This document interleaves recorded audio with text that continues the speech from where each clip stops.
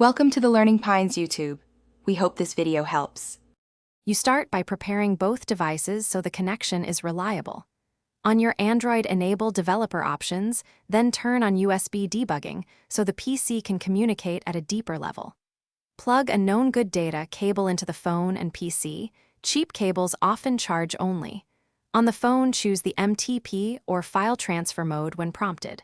Once done, install OEM drivers on Windows or accept the ADB key on Mac OS/Linux. So now focus on establishing a stable connection and selecting the function you need. Plug in and check File Explorer on Windows or Finder equivalents. With ADB, run a DB devices to see a connected serial. If you need shell access or debugging, use a DB. For photos and files, select MTP. If you want internet sharing, enable USB tethering.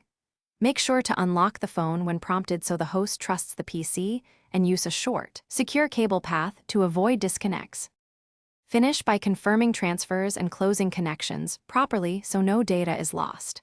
Copy or move files, then eject the device from the PC or stop the ADB session before unplugging.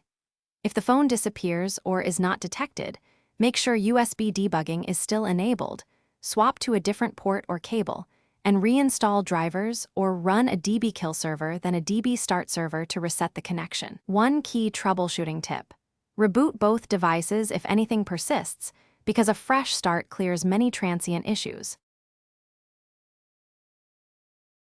Thanks for watching.